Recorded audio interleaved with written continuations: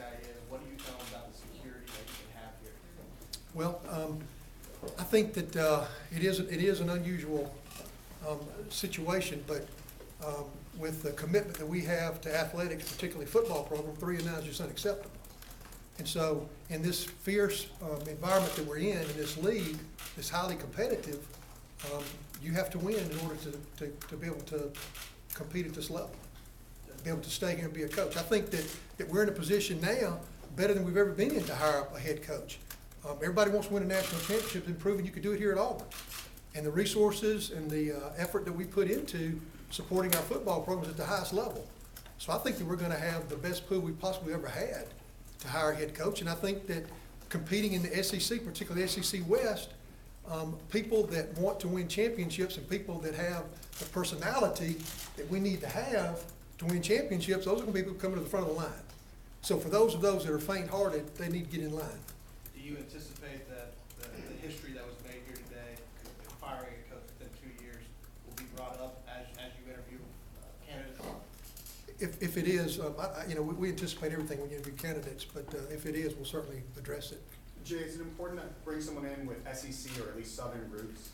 That would be nice, but we're going to go out and find the best coach we possibly can. Jay, what do you attribute, 2 years ago winning a national championship, and then this year, what do you attribute to on the team? Was it Gene, or was it the structure? Was it the curfew that everybody's making? What was it that you think you could put a finger on, or a couple? Well, Mike, it's awful easy to second guess, and when you go through a season like we did, there's a lot of that going on. But we've made the decision, we're moving forward. And but I will tell you this, that anytime that you have a team like we do in the recruiting class that we did have the last couple of years, player development, where are we with that? Why weren't we getting it done? Why didn't the quality of the class translate on the field? And then that's particularly of interest to me with this program, with this team. Why didn't that happen? But overall, discipline is something that always is a foundational thing in any team that you have. So you always look for those things, but the player development is the one thing. But we've made this decision and we're moving forward. Jay, how much did the way the losses came? I mean, so many lopsided losses. Did that have an impact on it as well? Not really, Philip. It was just, last year our inability to compete oftentimes, and this year the losses, I began to get concerned. Mississippi State game, 5 turnovers, okay, but after the Arkansas game, I became very concerned in our fundamental approach to the game. Jay, with the possible NCAA investigation out there, are you worried that candidates may shy away from taking off the Auburn job? Again, I have the utmost confidence in our NCAA rules compliance, and I don't think that anybody's going to shy away from an opportunity to coach at Auburn in the SEC. You've said you want a proven winner.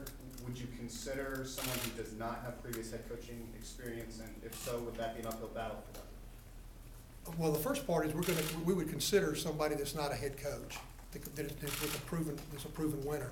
What was the second part of your question? Will they fight an uphill battle against other candidates who do have previous head coaching experience? It'll just depend on how the pool shakes out, who's in that pool. There's been a lot of speculation about Bobby Petrino, the candidate.